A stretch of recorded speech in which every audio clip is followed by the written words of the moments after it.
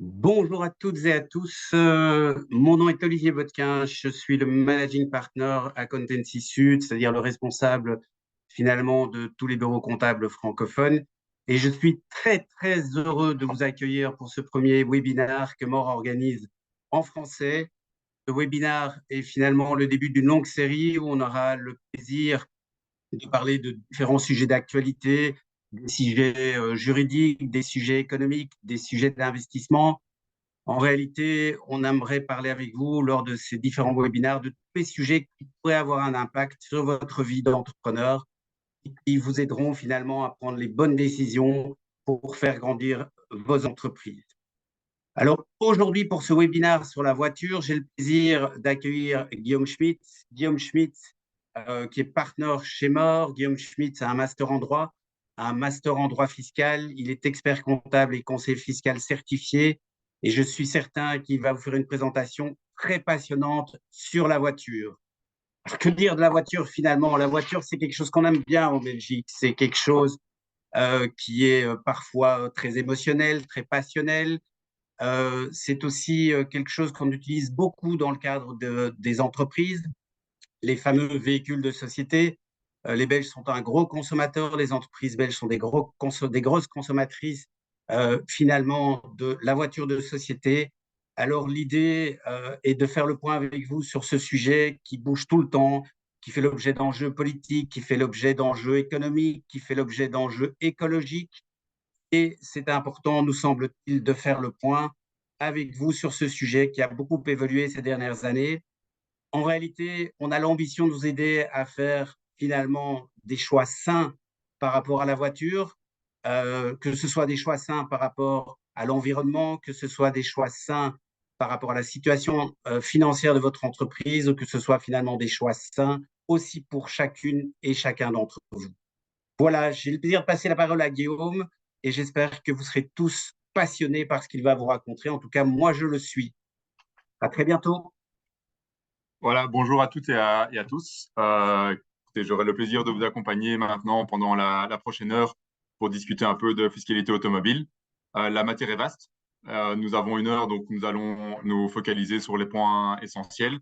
Écoutez, je vais commencer par vous montrer, quand je reprends mon écran, le programme du jour. Voilà, c'est les points qu'on va aborder aujourd'hui. Alors, comme je le dis, la matière est très vaste, la matière est technique. L'idée sera d'aborder les points les plus importants pour que vous puissiez, comme l'a dit Olivier, prendre les meilleures décisions pour votre entreprise ou personnellement.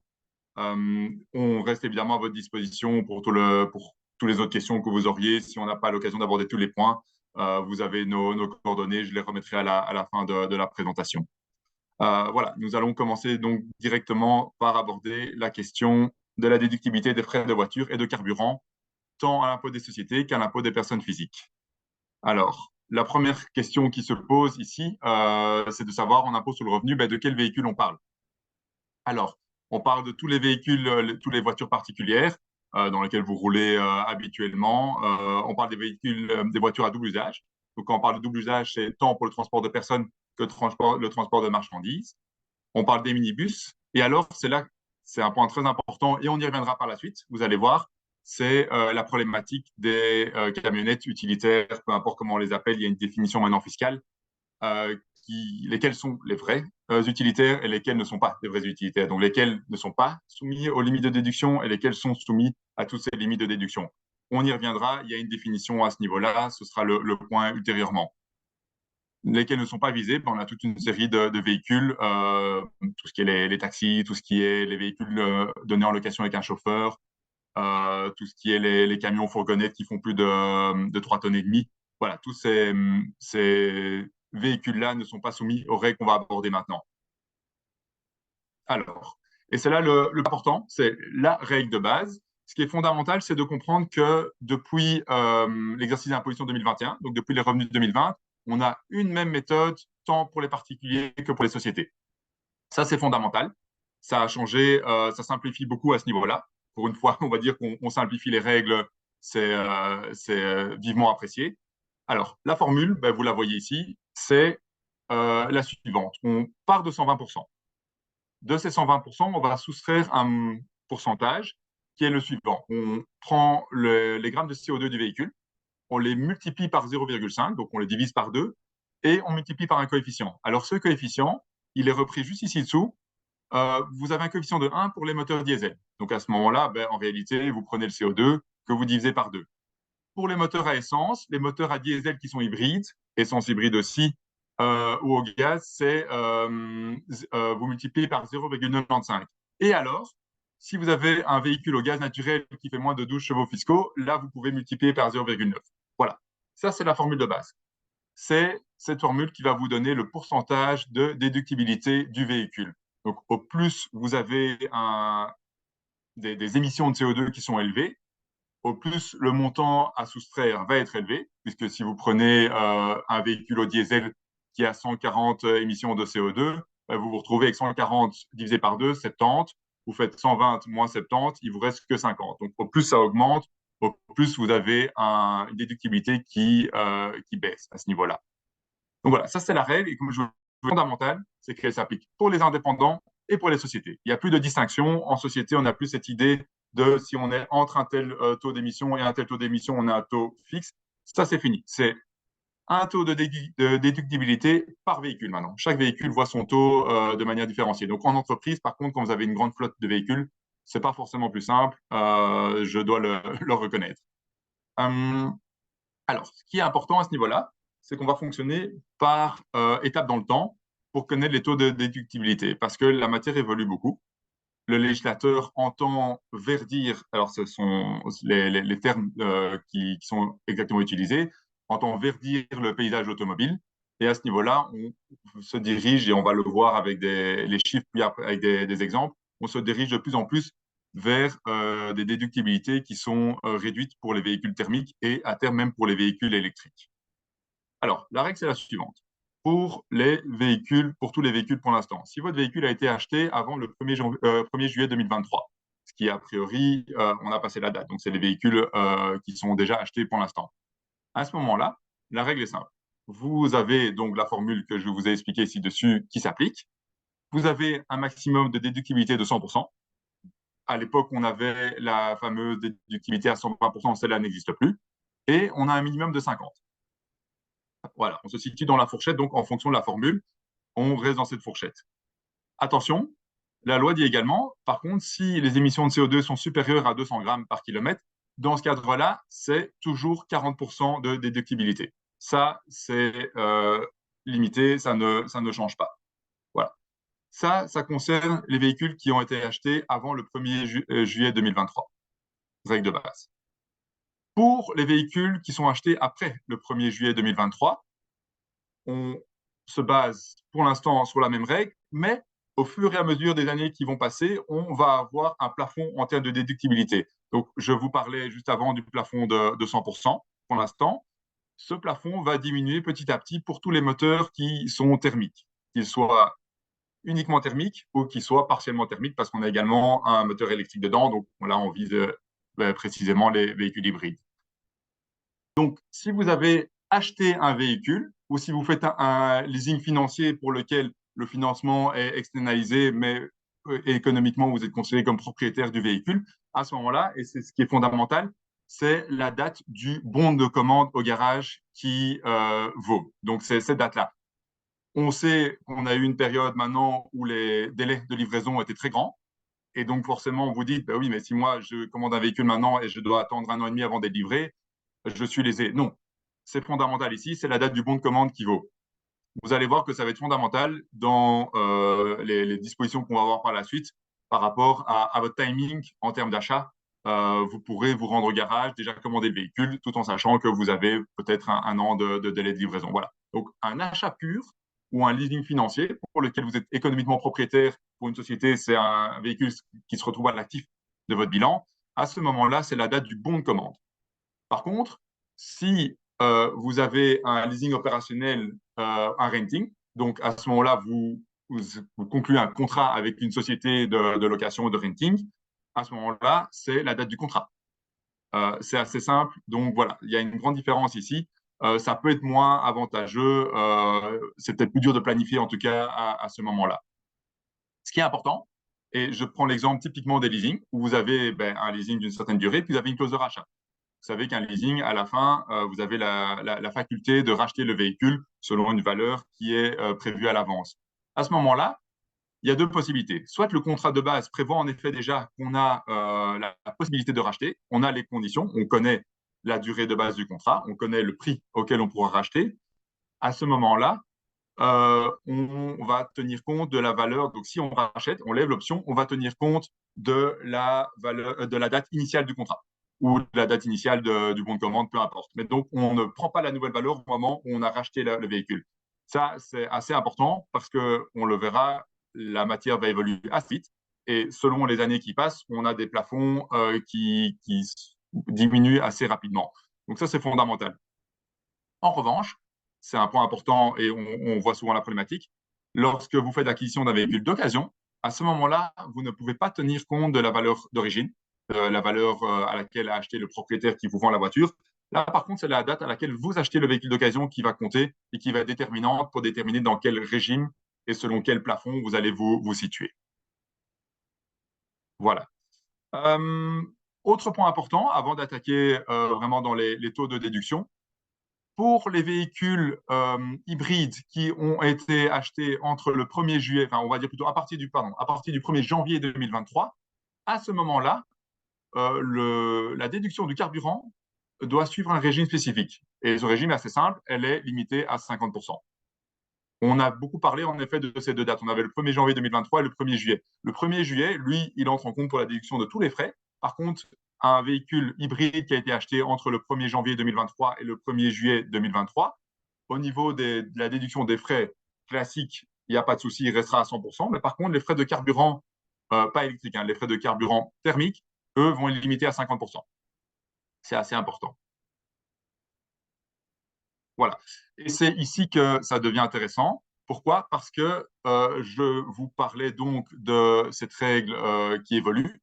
Ici, on va prendre typiquement le cas des voitures thermiques qui ont été achetées entre le 1er juillet 2023 et le 31 décembre 2025. C'est simple, c'est maintenant. Ça vaut pour les véhicules entièrement thermiques, mais ça vaut également pour les véhicules hybrides, donc qui sont dotés d'un moteur thermique. Alors, c'est assez simple. Pour l'année 2023, donc les véhicules qui ont été achetés l'année passée, mais bon, cette année est écoulée, mais on a encore les conséquences au niveau des impôts, puisqu'on est en train d'établir maintenant les bilans, on va bientôt faire les déclarations fiscales. Pour l'année 2020 et pour l'année 2024, on reste dans le régime de base. Donc, je vous l'avais dit, c'est la fameuse formule des 120% avec un plafond à 100% et un minimum à 50%. Et pour les véhicules qui émettent plus de 200 grammes de CO2, c'est 40%. En revanche, et c'est là où ça devient assez pénalisant, pour ces véhicules qui ont été achetés entre le 1er juillet 2023 et le 31 décembre 2025, on va avoir à partir de 2025 des plafonds ultimes de déduction. Alors le plafond, et vous le voyez ici en rouge dans les slides, le plafond il est de 75% pour l'année de revenu 2025. Il passe à 50 en 2026, à 25 en 2027, et c'est là où c'est drastique, c'est qu'à partir de 2028, pour les revenus 2028, ces véhicules ne seront plus déductibles. Ça, c'est fondamental. Ça change énormément et ça vaut, et ça qui est très important là-dedans, c'est que ça vaut également pour les véhicules hybrides. Donc, je prends l'exemple d'un véhicule hybride qui est commandé maintenant, qui vous sera livré dans l'année 2024, j'espère, si les délais de livraison sont raccourcis par rapport à il y a quelques années. À ce moment-là, ce véhicule que vous achetez en 2024, dans 4 ans, il ne sera plus déductible du tout. Et donc, vous ne pourrez plus déduire aucun frais par rapport à ce véhicule. Donc, c'est quand même important hein, à ce niveau-là. Ce qui est important également, c'est qu'à partir de 2025, on va supprimer les limites inférieures de 50 et de 40%. Donc ici, je prends l'exemple en 2025 d'un véhicule qui émet 160 grammes de CO2. À ce moment-là, 160, on a vu, mettons c'est un diesel, donc le coefficient deuxième est assez simple. 160 grammes de CO2, on fait fois 0,5, on arrive à 80. Donc j'ai 120 moins 80, j'arrive à 40. Et donc pour ce véhicule qui normalement voyait une limite à 50%, puisqu'il n'émet pas plus de 200 grammes de CO2, il va passer à 40%. Donc vous voyez qu'au fur et à mesure, on diminue toutes les dispositions qui venaient un peu temporiser la baisse de déduction. On vient les supprimer, donc vous allez vous retrouver avec des taux de déduction qui vont devenir vraiment très faibles pour des véhicules qui ont des taux d'émissions de CO2 assez élevés. Voilà. Ce qui est important, par contre, c'est de dire que pour des véhicules qui n'émettent pas d'émissions de carbone, donc pas des véhicules électriques, à ce moment-là, si vous l'achetez entre le 1er juillet 2023 et le 31 décembre 2025, il reste 100% déductible.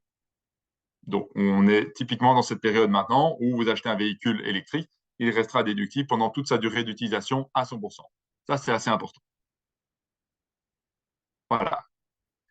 Et pour ce qui concerne les véhicules qui sont achetés à partir du 1er janvier 2026, on y est qu'on parle d'un moins de 2 ans. Ces véhicules-là, ça va être simple. Si vous avez un carburant fossile, qu'il soit total ou partiel, donc ça vaut également pour les voitures hybrides, à ce moment-là, vous achetez votre véhicule à partir du 1er janvier 2026, il ne sera plus déductible à titre de frais professionnels. C'est simple. C'est drastique, mais c'est simple. Pour les véhicules qui sont full électriques, à ce moment-là, on va avoir, pour les véhicules qui sont acquis à partir du 1er janvier 2026, une limitation de déduction qui va être fixe, mais qui va varier en fonction de l'année d'achat. Si vous achetez un véhicule électrique en 2026, à ce moment-là, il restera déductible à 100% durant toute la durée de détention du véhicule.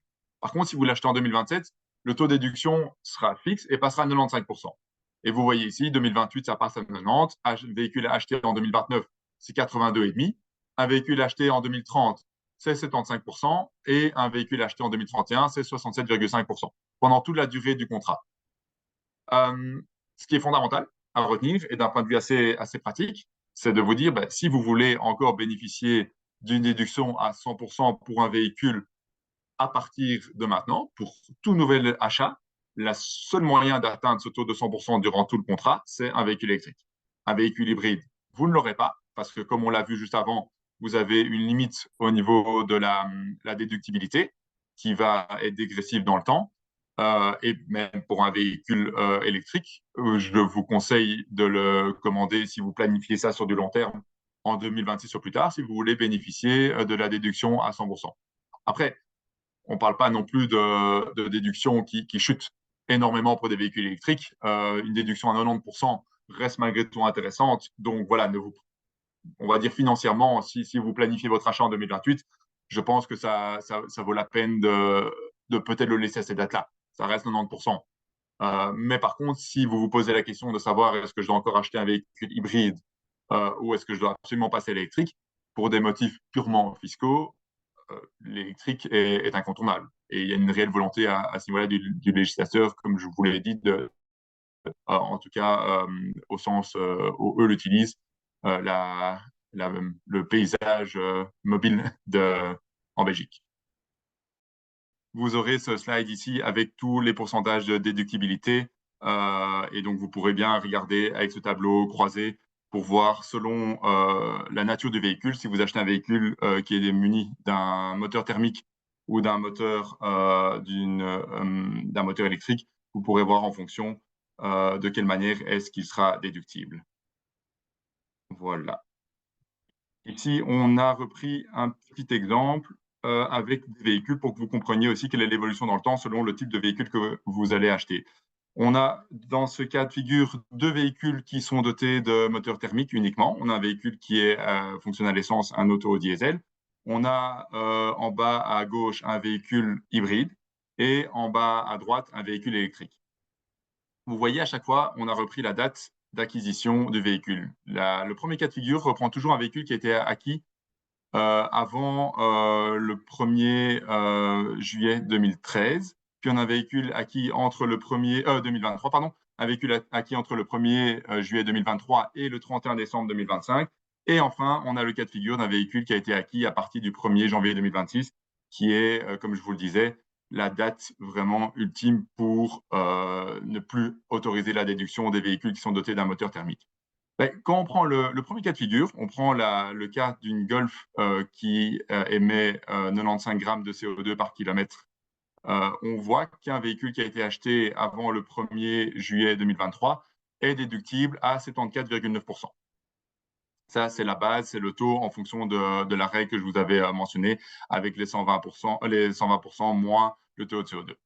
Puis, si vous avez ce même véhicule qui a été acheté plus tard, mais qui a été acheté maintenant, par exemple, vous vous dirigez chez le concessionnaire, vous achetez ce véhicule, ben, vous voyez à ce moment-là que jusque 2025 compris, donc 2024-2025, vous allez toujours avoir ce pourcentage de 74,9%. Pourquoi? Parce que c'était la règle.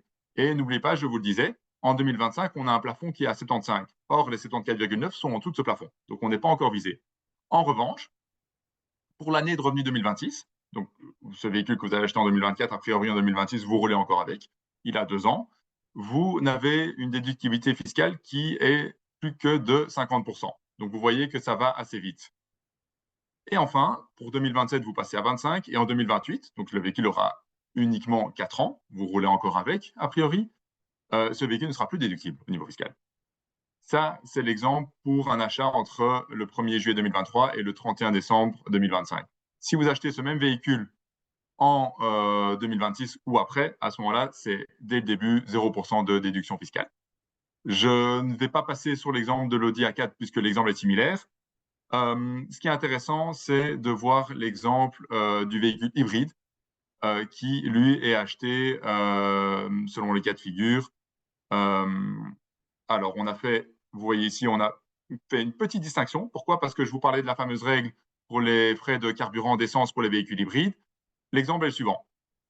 On a une X5, ici je prends l'exemple de l'X5 hybride, qui émet 40 grammes de CO2, donc qui est un hybride, et qui a été acheté avant le 1er janvier 2023. À ce moment-là, c'est 100% de déduction pour la totalité, pendant toute la durée du véhicule.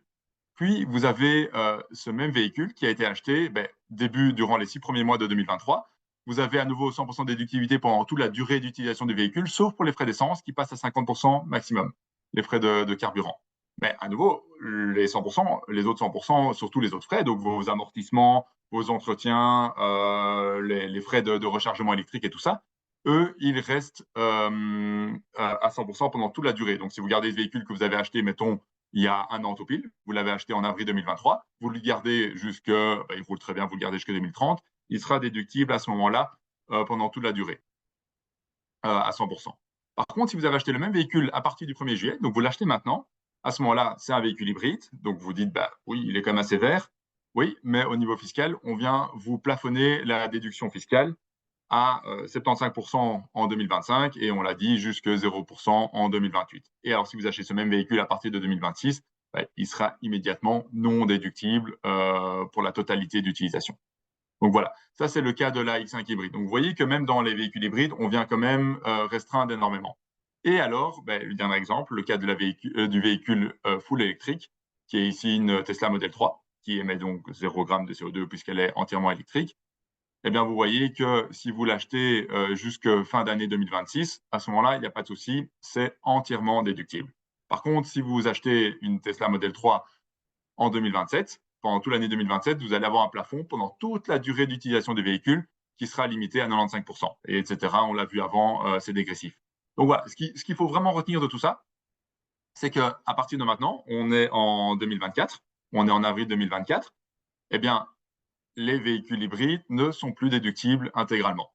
Vous allez voir la déductibilité fiscale limitée dans le temps jusqu'à arriver à 0%. Donc, on voit que le pas du vert, en tout cas au niveau politique, a été largement pris et que les choix à ce niveau-là doivent être pensés. Et si on met ça en comparaison avec le prix des voitures électriques, on voit qu'il y a peut-être encore ici une déconnexion entre la réalité et le cadre légal.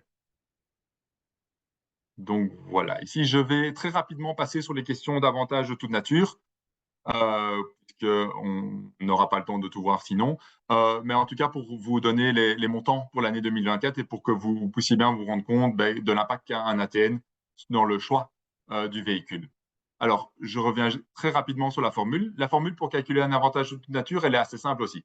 Vous prenez la valeur catalogue du véhicule. Donc, la valeur catalogue, c'est quoi? C'est le prix d'achat à l'état neuf, comme s'il a été vendu à un particulier, avec le prix des options, avec la TVA. Mais par contre, on ne tient pas compte des rabais, des réductions que vous avez pu avoir. Donc, c'est vraiment le prix, d'une certaine manière, le plus élevé possible. Ça, c'est la valeur catalogue. On applique 6 septièmes. On applique un pourcentage qui varie en fonction des émissions de CO2. Alors, je vais revenir juste après. et après on applique un coefficient d'âge. Le pourcentage en fonction des émissions de CO2, il est assez simple. On part de 5,5%. Et puis, on rajoute ou on diminue, on va voir en fonction des CO2, un certain pourcentage qui varie en fonction des émissions du véhicule par rapport à un montant d'émissions de référence pour des véhicules qui sont alimentés. Alors, le taux est différent pour les véhicules alimentés au diesel et à l'essence. Le taux de référence, par exemple, je vais prendre un véhicule à l'essence, pour 2024, le taux de référence, il est de 78. Ça veut dire que si vous avez un véhicule essence qui émet 100 grammes de CO2, le taux de référence est de 28, vous avez une différence de 22. Alors, la loi vous dit que ce montant-là, on le divise par 10, et donc on obtient la différence entre 100 et 78, c'est 22. Je sais.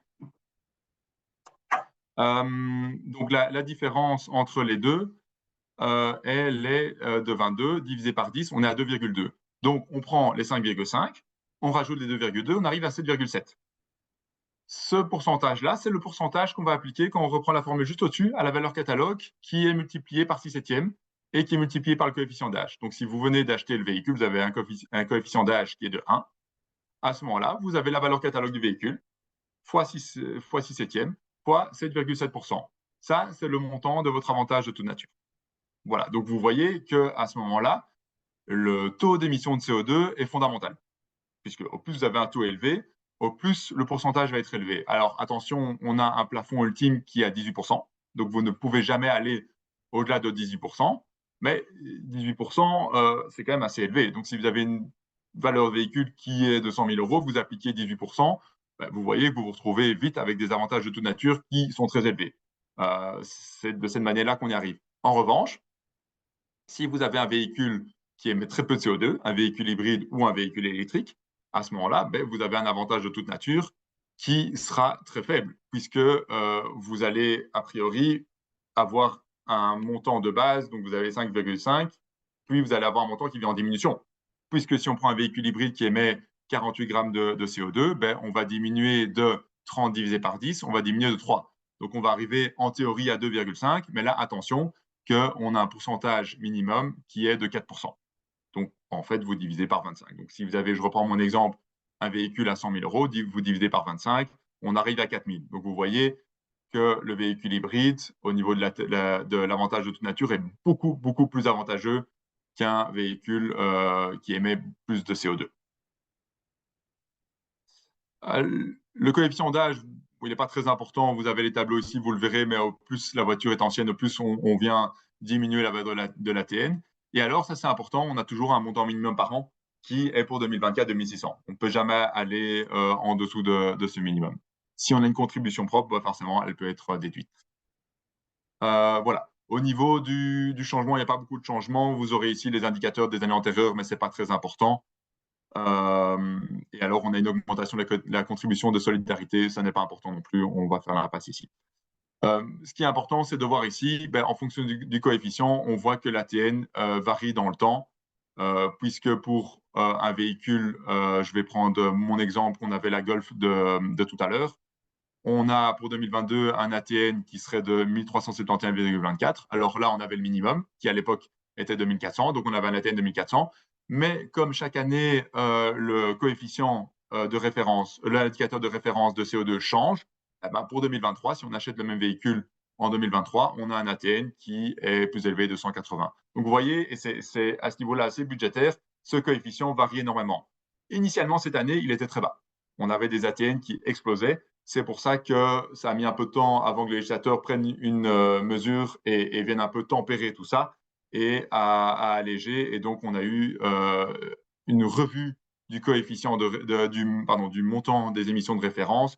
Et ça a pour effet on va dire, de relativiser l'impact au niveau du calcul des avantages de toute nature. Mais c'est ça qui a justifié qu'on n'a pas connu les taux avant, il me semble que c'était début février, donc c'est quand même assez loin, 2024. Alors, voilà, c'était pour les avantages de toute nature.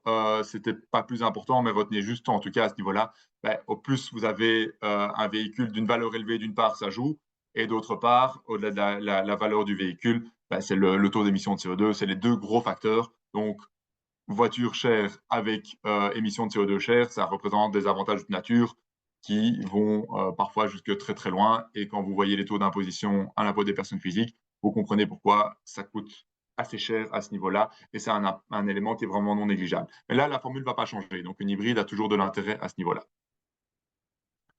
Je vais très rapidement venir sur la problématique des faux hybrides pour bien comprendre, même si on voit que les constructeurs se sont adaptés.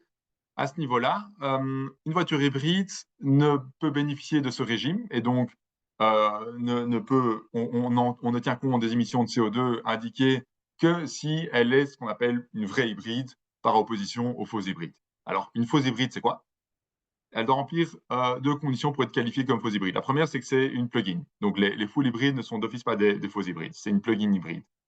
Le deuxième point, et c'est là où c'est assez important, elle doit dépasser, alors il y a deux critères, elle doit dépasser un des deux. Soit elle fait plus de 50 grammes de CO2 par kilomètre, là c'est simple, c'est une fausse hybride, pas de discussion. Ou l'autre point, c'est qu'elle doit avoir une capacité énergétique de la batterie qui est inférieure à 0,5 kWh par 100 kg de véhicule. Alors, si un des deux éléments est dépassé, c'est une fausse hybride. On a à ce niveau-là une liste, on le renvoie dans le slide d'après, une liste du SP Finance qui reprend tous les faux hybrides. Attention que ça ne valait que pour les véhicules qui avaient été achetés après le 1er janvier 2018. Pour tous ceux avant, il n'y a pas de souci à ce niveau-là, mais ça date, donc je pense qu'il n'y a plus tellement de véhicules qui sont concernés. Pourquoi c'est important? De manière assez simple, si vous avez un véhicule qui est un faux hybride, donc exemple typique, vous avez un véhicule qui fait 52 grammes de CO2, à ce moment-là, vous devez en principe reprendre les émissions de carbone du même véhicule mais non hybride. Vous savez que la plupart des modèles hybrides existent également en version full thermique. À ce moment-là, vous devez reprendre le même pourcentage de CO2. On l'a vu avant, ça a un impact énorme pour l'ATN d'une part, même en question en ce qui concerne la déductibilité ordinaire, ça a un impact énorme, puisqu'une hybride, en principe, on est quasiment à 100% dans tous les cas, ou alors on est à 97-98%, peu importe, mais on est quand même à des taux de déductibilité assez élevés, alors que si vous prenez le même carburant, le même taux d'émission de CO2, mais du véhicule correspondant en full thermique, à ce moment-là, vous arrivez à des pourcentages de déductibilité qui sont très faibles. Donc, c'est vraiment important de bien réfléchir avant, éventuellement de consulter la liste du SP Finance, puisque si votre véhicule que vous voulez acheter est sur la liste, il n'y a pas de discussion, c'est un faux hybride. On le précise aussi, si le véhicule n'a pas de correspondant en véhicule full thermique, on prend le taux d'émission de CO2 de véhicule hybride et on majore de 2,5. Voilà. Et comme je disais, donc, ça a un impact sur la déductibilité et sur le calcul de l'ATM. Ici, on a pris un petit exemple, et c'est assez parlant. On a l'exemple typique d'une BMW X3. Et alors, on a fait le calcul avec deux types de jantes. Si vous prenez des jantes 19 pouces ou des jantes 18, vous avez à ce moment-là, dans le premier cas, des émissions de CO2 qui sont de 52 et dans le deuxième de 49. Alors, 52, je l'ai dit juste avant, on est à plus de 50, c'est un faux hybride. 49, on est un vrai hybride. A priori, elle a une batterie d'une capacité énergétique qui est correcte.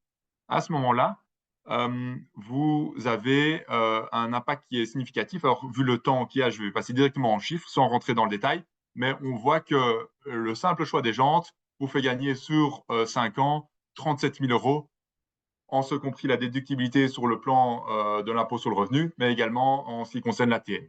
Donc, vous voyez que ça vaut vraiment la peine de bien regarder à ce niveau-là par rapport au choix et d'y réfléchir avant, à discuter éventuellement avec le concessionnaire et avec nous pour faire le bon choix et ne pas subir cette différence de 37 000 euros pour un simple choix de jantes. Voilà, c'est assez parlant. Vous pourrez regarder le calcul plus en détail. Le deuxième point particulier, et je vais y revenir assez vite, mais on y viendra après pour les questions de TVA également, c'est la question des faux ou vrais utilitaires. À ce moment-là, on a repris ici, il y a une définition maintenant qui est assez claire au niveau légal. Pour être un vrai utilitaire, une vraie camionnette, comme on l'appelle au niveau fiscal, on a 4 catégories de véhicules qui sont concernés et ils doivent remplir certaines conditions. Alors, en ce qui concerne les pick-up qui ont une cabine unique ou une double cabine, ce qui est important, c'est vraiment qu'on ait un plateau de chargement ouvert derrière. Voilà, la loi est assez light à ce niveau-là. Pour les fourgonnettes, à ce moment-là, on a une condition par rapport à la longueur pour chacune d'elles. par rapport au volume de chargement du matériel derrière qui doit être au moins égal à 50% de la longueur de l'empattement. Donc l'empattement, c'est la distance entre les deux essieux. Voilà. Vous aurez les slides à ce niveau-là, vous pourrez bien regarder, mais c'est important, on a une définition qui est assez claire pour la question de savoir si on est dans un vrai ou un faux utilitaire. On a clarifié le cadre à ce niveau-là. Et ça a un impact pourquoi? Pour un nombre énorme d'éléments, puisque d'une part, au niveau des frais, comme on l'avait dit avant, les vrais utilitaires ne sont pas soumis aux limitations de frais qu'on vient d'évoquer pendant un petit bout de temps. Les taxes de circulation, de mise en circulation sont plus avantageuses. Au niveau des avantages de toute nature, on n'est pas obligé d'avoir les montants forfaitaires, donc on peut éventuellement avoir des méthodes plus avantageuses sur la valeur réelle. Et enfin, au niveau de la déduction de la TVA, on n'a pas la limite de 50% qu'on va voir maintenant. Voilà, donc je le disais assez rapidement, si vous avez une camionnette qui est une vraie camionnette, à ce niveau-là, au niveau de l'avantage de toute nature, la formule qu'on a vue avant n'est pas applicable et on regarde quel est l'avantage réel pour le bénéficiaire. Et donc, par rapport à son utilisation privée, on évalue au coût par kilomètre. À ce niveau-là, il n'y a pas de règle réelle. Toutes les méthodes sont bonnes du moment qu'on puisse la justifier de manière assez objective. Mais voilà, on voit qu'on peut alléger, on va dire, le coût de l'avantage de toute nature dans le chef du travailleur. Ici, vous aurez un petit exemple pour bien comprendre quel est l'impact à ce niveau-là avec un calcul. Malheureusement, on n'aura pas le temps d'y revenir maintenant. Voilà. Au niveau de la TVA, c'est assez important aussi. Je pense que ce sera un grand point. Très rapidement, quand vous avez un véhicule, vous avez deux limitations possibles. Pour rappel, la TVA ne se déduit que si elle vous permet à la sortie de faire des opérations qui sont taxées. À ce moment-là, un véhicule, vous l'utilisez dans le cadre d'une activité pour laquelle vous facturez de la TVA, vous avez malgré tout deux limites qui vont venir empêcher de déduire 100% de la TVA pour les véhicules qui ne sont pas des utilitaires, qui ne sont pas les véhicules classiques comme on a parlé avant. La première, c'est que vous avez un pourcentage d'utilisation professionnelle. Alors, à ce moment-là, votre véhicule, il est utilisé de manière professionnelle, mais on le sait très bien, la plupart des véhicules de société sont également utilisés à des fins privées. C'est pour ça d'ailleurs qu'on calcule un avantage de toute nature. Ils ne sont pas uniquement utilisés pour des déplacements professionnels. Je rappelle que le déplacement domicile-lieu-travail, c'est considéré comme étant un déplacement privé. Donc, pour peu que vous utilisiez le déplacement pour ça, et pas juste pour des vrais trajets professionnels, vous avez cette limite. Deuxième élément, assez important, dans tous les cas, vous avez une limite à 50% pour les voitures de société. Ça ne peut jamais aller au-delà. Voilà. Ça, c'est le principe de base. Vous avez deux limites pour déduire la TVA sur tous vos frais liés au véhicule.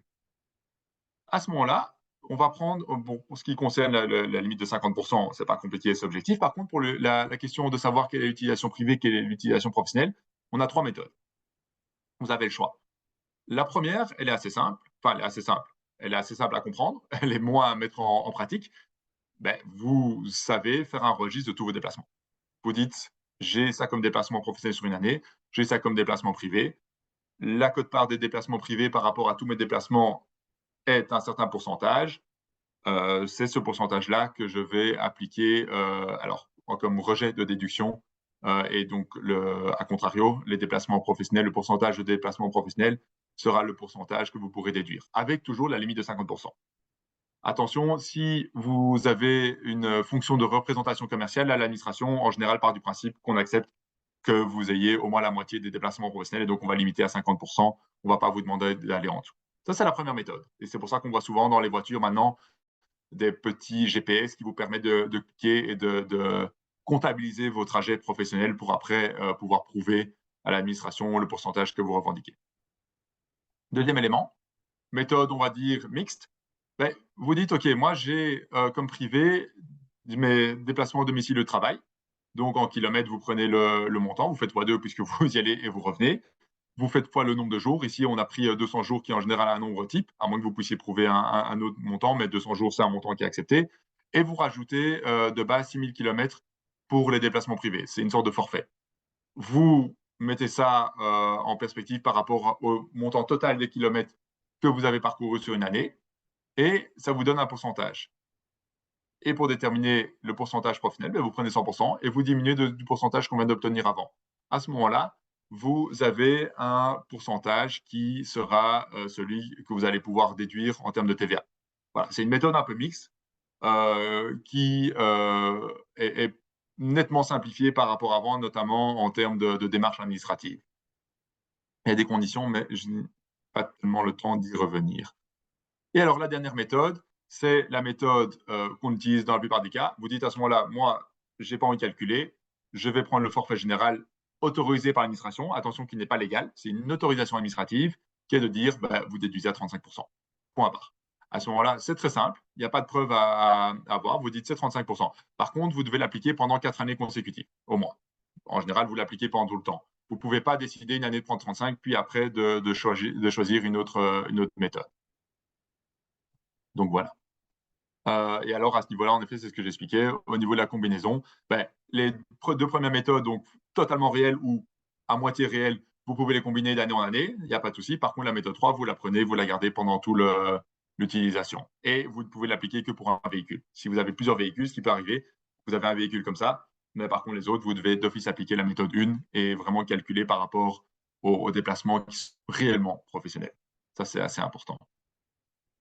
Voilà, on va passer. Et alors, ça c'est important aussi parce que on est quand même souvent confronté à ces questions. Si vous avez un utilitaire qui est un vrai utilitaire, donc on avait les définitions avant qu'on a passé rapidement, à ce moment-là, vous avez 2 possibilités. Soit vous comptabilisez les déplacements avec le registre comme la première méthode pour les voitures particulières, donc vous savez exactement quels sont les déplacements professionnels, quels sont les déplacements non professionnels. C'est assez simple et vous déduisez la TVA en fonction. Ou la deuxième possibilité, c'est de dire, vous avez un taux forfaitaire de 85%. À ce moment-là, on part du principe qu'il y a une utilisation privée qui est minime, qui est vraiment très faible, et l'administration dit 85%, on accepte. Donc, vous pouvez déduire la TVA à 85% si vous avez un peu d'usage privé. Si par contre, vous avez un usage privé qui est quand même assez important parce que vous roulez en fait tout le temps avec, à ce moment-là, malheureusement, le seul taux forfaitaire possible, c'est les 35%. Et si vous ne voulez pas appliquer 35%, alors il vous faut tenir les registres de voyage. Mais c'est à nouveau très factuel. C'est avec l'administration, c'est des discussions, c'est à vous de pouvoir prouver cette utilisation privée assez minime aussi. Mais voilà, retenez bien qu'en tout cas, si vous avez le fait d'avoir 2 véhicules est un bon indicateur à ce niveau-là. Très rapidement, pour les frais d'électricité. Alors, au niveau de la déductibilité, les frais d'électricité, c'est comme les coûts de carburant. Donc, ça suit le régime de déduction de la voiture. Et au niveau de la TVA, idem, on a la limitation de la déduction avec 50% pour la TVA qui a été supportée, parce que vous savez que sur des frais d'électricité, il y a de la TVA au taux de 21. Si on sait mesurer de manière distincte, si par exemple vous avez une borne chez vous et que vous savez mesurer de manière distincte, à ce niveau-là, on a le même régime que pour le véhicule. Donc, si vous avez un véhicule qui est déductible au niveau de la TVA à 35 et que vous savez isoler la partie de l'électricité qui est utilisée pour la voiture, sur cette partie-là, vous ne déduisez que 35% de TVA. Si vous ne savez pas, alors en principe, il faut se consulter avec l'administration pour trouver une méthode. Ce n'est pas toujours simple. Il faut essayer d'arriver à quelque chose d'assez objectif. Assez important au niveau des avantages de toute nature. Si vous avez possibilité de recharger dans les locaux de la société, il n'y a pas d'avantage de toute nature supplémentaire. Ça fait partie de l'avantage de toute nature général. Ça, c'est assez important. Et alors, et c'est là où c'est important, en principe, si vous avez une borne à la maison qui a été mise par l'employeur, alors ça peut être également, donc les bornes, vous êtes en société de management, c'est votre société qui détient la borne. À ce moment-là, en principe, s'il y a un remboursement des frais d'électricité, vous avez un avantage de toute nature qui est distinct par rapport au montant payé. Ça ne sera pas le cas si vous avez de toute façon la voiture électrique qui est mise à disposition. Vous avez un système de communication distinct, donc on peut identifier quelle électricité utilisée pour la voiture et lequel ne l'est pas. Et alors, il faut une politique automobile qui prévoit, donc de manière contractuelle, qu'on prévoit que l'électricité est remboursée pour la quote-part qui sert à alimenter la voiture. Et alors, si jamais vous avez quelqu'un qui a une borne personnelle à son domicile, à ce moment-là, et qui recharge, si c'est des déplacements qui sont professionnels, on peut lui rembourser, c'est pas taxable. Si l'électricité qui est utilisée sert à faire les domiciles de travail, à ce moment-là, vous rentrez dans le cadre de l'indemnité qui est exonérée jusqu'à 490 € par an. Le reste, c'est taxable. Et alors, pour tout ce qui est électricité qui est utilisée pour le véhicule pour des déplacements privés, là, on doit taxer d'une manière distincte si jamais c'est la société qui rembourse c'est un avantage de toute nature normal. Et la règle pour les avantages de toute nature normaux, c'est la valeur réelle de l'avantage.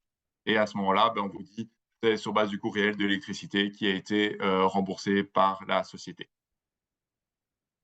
Donc voilà. Là, je vois que le temps passe. On va faire très simplement, ça c'est un point important. Au niveau des bornes de recharge, pour l'instant, elles sont 100% déductibles. À partir de 2030, elles ne seront qu'à 75%. Bon à avoir ça en tête. La question de la TVA, on ne va pas la faire. Et la question de l'avantage de toute nature, elle est importante. À ce niveau-là, il n'y a pas, si l'employeur fait installer une borne de recharge chez le travailleur ou le dirigeant, il n'y a pas d'avantage de toute nature supplémentaire si la borne est intelligente et qu'elle peut calculer distinctement l'électricité qui est mise à disposition de la voiture.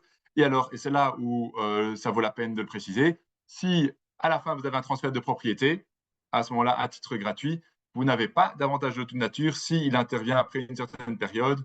Mais ce n'est pas légal, ce n'est pas une position de l'administration centrale, c'est une position du service des rulings. Et attention, un ruling, c'est individuel. Donc, c'est toujours compliqué de pouvoir se prévaloir de ces rulings, même s'il y en a eu certains à ce niveau-là qui ont édicté ce principe. On part du principe que la borne, à ce moment-là, est rentabilisée en quelque sorte. Voilà, les questions des panneaux solaires, malheureusement, on n'aura pas l'occasion d'en discuter puisque je vois que le temps est passé. Vous pourrez en prendre connaissance dans les slides. Si vous avez des questions à ce niveau-là, n'hésitez pas à nous contacter, puisqu'on va parler aussi notamment des questions des avantages de toute nature. Donc, c'est assez important. Au niveau de la déduction pour investissement, nous n'aurons pas l'occasion d'y revenir non plus, mais c'est assez minime. Dans tous les cas, pour ce qui est de la déduction, donc pour les bornes de recharge qui sont payées par une entreprise, on a eu et on a toujours d'ailleurs une déduction majorée pour les amortissements. Très simplement, une des conditions, c'est que les bornes soient accessibles au public. Ça limite déjà énormément le champ d'application. Si cependant vous pensez être éligible, voilà, ça vaut la peine d'en discuter avec nous et voir si on peut bénéficier de la déduction majorée à ce niveau-là de l'amortissement durant toute la durée d'utilisation. Donc voilà, voilà. Et ici, vous aurez la possibilité de regarder. Nous avons fait l'exemple avec une BMW X3. On a toute une série de modèles. On a les modèles de base, essence, moteur assez light, on va dire, un moteur un peu plus puissant. On a la version hybride et on a la version maintenant en full électrique. Et on voulait vous montrer, et vous aurez l'occasion de voir ça, quel est l'impact budgétaire, financier des différents taux de déduction qui s'appliquent selon la nature du véhicule. Et vous verrez ici, on a même regardé en fonction de l'année d'achat et des périodes, puisqu'on disait pour les véhicules achetés en 2026, vous voyez ici, c'est tout ce qui est en jaune. On a des déductions qui passent à zéro pour les véhicules essence et hybrides, et seuls les véhicules électriques restent déductibles à 100%. Et donc, vous voyez, à chaque fois, on a repris en colonne de droite le total que ça vous coûte sur 4 ans. L'idée est de pouvoir mettre ça en comparaison avec le prix du véhicule pour voir si c'est plus avantageux ou non de faire l'acquisition d'un véhicule entièrement électrique. Voilà. Et vous avez le calcul des ATN aussi ici qui est assez important. Vous voyez que la distinction sur une période de 4 ans est très élevée puisqu'un modèle uniquement électrique ne vous coûte en réalité que 6 673 € d'impôt sur les ATN, alors qu'un véhicule qui est entièrement thermique, dans le pire des cas, vous coûte 25 000 €. Donc, on a x4 quasiment à ce niveau-là. Donc, ce n'est pas négligeable non plus au niveau du calcul de l'ATN. Voilà, mais ça, vous pourrez prendre connaissance à ce niveau-là. Malheureusement, ce sera un peu compliqué pour les questions-réponses. Ce que je propose, c'est qu'on tient compte de tout ça, de toutes vos questions. On va y répondre. Donc, dans le chat, vous avez en haut, pour rappel, un petit chat. Vous pouvez poser toutes vos questions. On répondra à chacun de vous. On fera un petit mail avec les réponses à ces différentes questions. Et alors, on voulait malgré tout vous montrer. Ici, on a fait un e-book qui reprend la même chose que sur les slides, mais dans un petit e-book de 18 pages. Vous pouvez le télécharger directement sur le site internet ou via le QR code que vous aurez quand vous obtiendrez les slides très prochainement. À ce moment-là, vous avez toutes les informations.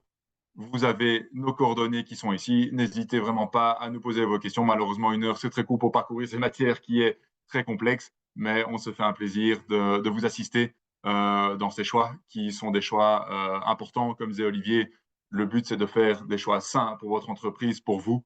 Et voilà, on est là à votre disposition pour vous aider. Voilà, je vous remercie et je vous prie encore de nous excuser pour les désagréments techniques qui sont survenus ici pendant le séminaire. On en tiendra évidemment compte pour plus que ça se reproduise pour les prochains et tout se passera de la meilleure des manières. Voilà. Je vous remercie, je vous souhaite une bonne après-midi et je vous dis à très bientôt. Au revoir.